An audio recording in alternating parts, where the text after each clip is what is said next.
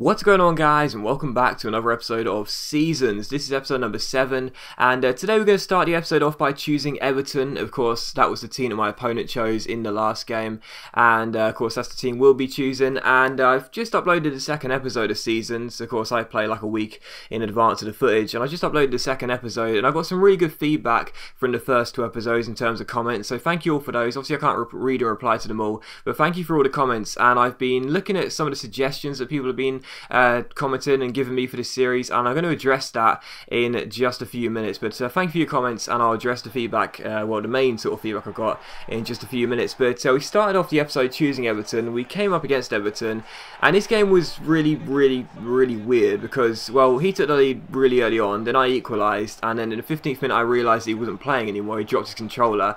Well, the reason I figured it out is because this ended up happening, and we took a 2-1 lead, and my opponent just completely dropped the controller since like the 8th minute. And that was pretty much how the game was. And it was really bizarre, this game, because I've talked about this before. You know, I don't like it when people quit. What I can't stand even more is when people drop the controller. Because, yeah, you know, if you want to go and score 8 or 9 goals, you know, with no one playing against you, that's totally fine. But it just seems pretty pointless to me. And as you can see here, just to clarify and clear it up, yes, my opponent had dropped the controller and just wasn't playing. And it's annoying because, you know, I could score like 8 or 9 goals if I wanted to and just have a really easy victory, but I don't see the point. So I did what anyone else would in this situation would do, and that was bring on Tony Hibbert to play goalkeeper for the second half, see if that would jog him into life. And it did, because as I was messing around here, he decided to carry on playing.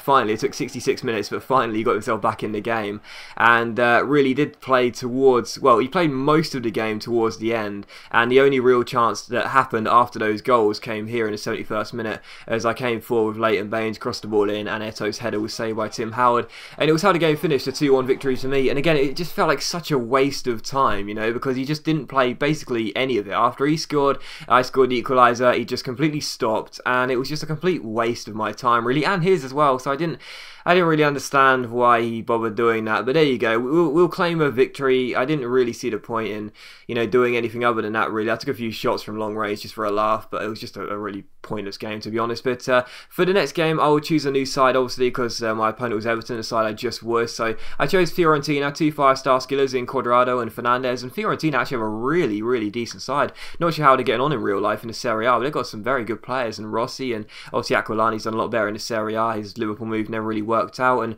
Borja Valero and players like that. But yeah, anyway, I've been looking at the feedback from the first couple of episodes, and again, thank you for everyone who's been commenting. The main 2 things people have been suggesting is that I commentate over the videos live, and also that you guys choose the teams for me from time to time.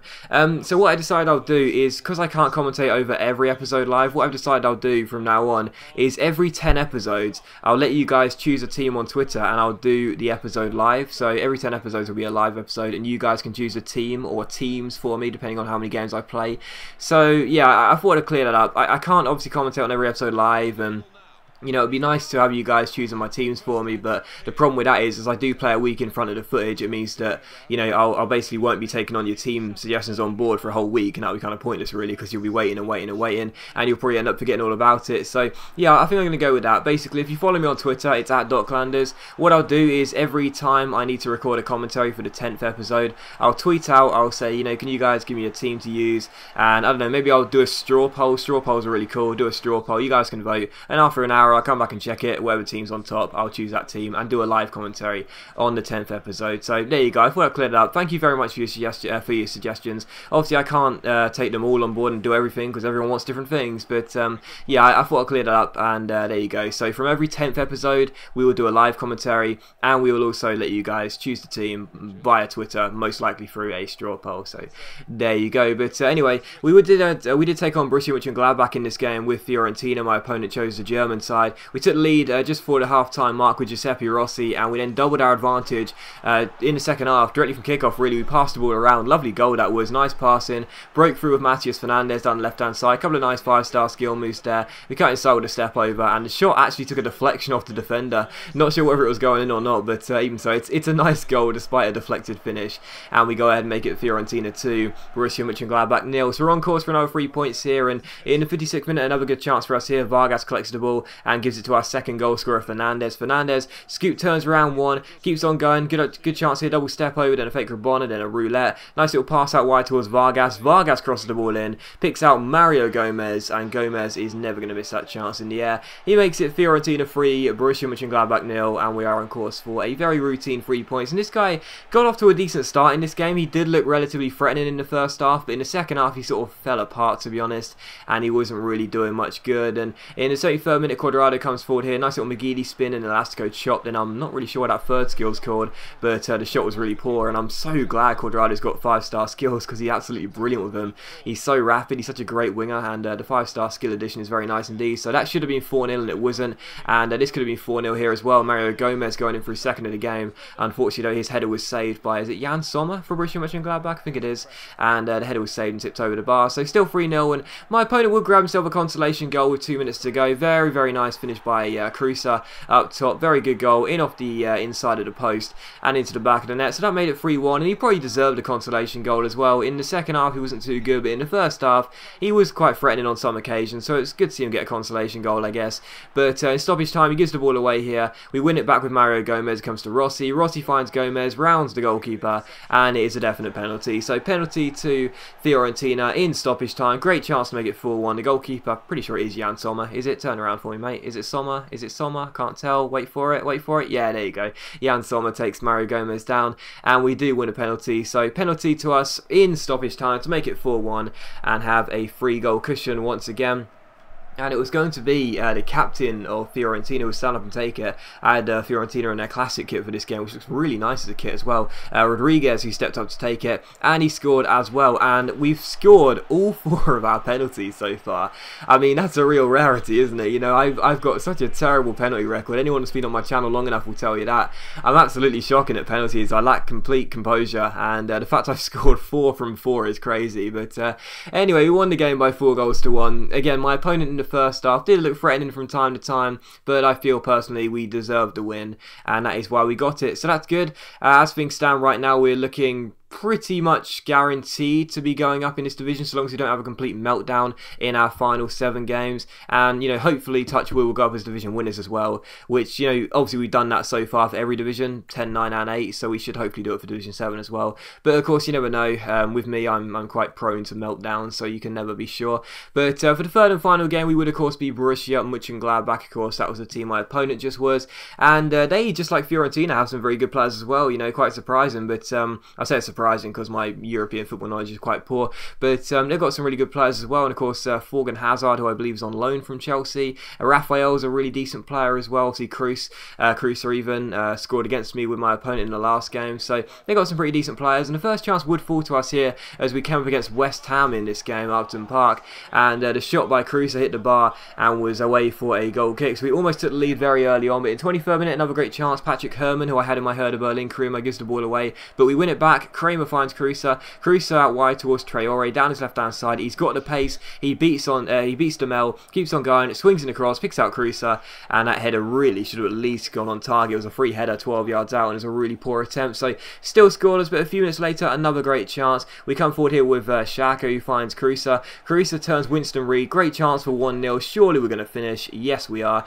Around the goalkeeper Adrian with the fake shot and celebrating in front of the travelling fans after putting the ball into the empty net. So West Ham 0, Borussia Mönchengladbach 1. Very good start in this game. It looked very bright. Should have been 2-0 up really, but good chance.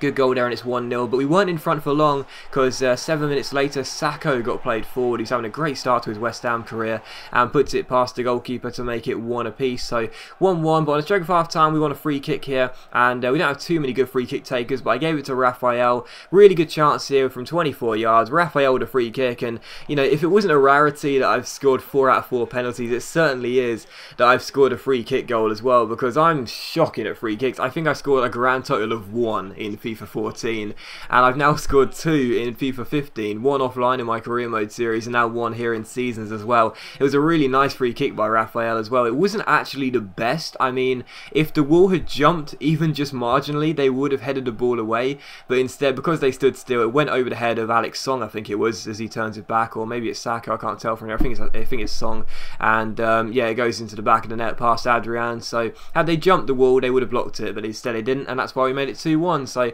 West Ham 1, Borussia Mönchengladbach 2, and I went for an audacious shot from like 40 yards here with one of my defenders from 51 in the 51st minute, and the shot went over the bar and out for a goal kick, so still 2-1. And 9 minutes later on the hour mark, Traore's down the left-hand side, good chance here. We chip it inside to Caruso, great chance to make it 3-1, but it's a good stop by Adrian, and then Kramer's shot hits the post, so 2 really good chances there, and I failed to take them, and it was still 2-1, which meant my opponent was still in the game, and he shouldn't have been really. I was on top, but I just wasn't finishing my chances, and Rarity's shot there was well saved by Sommer.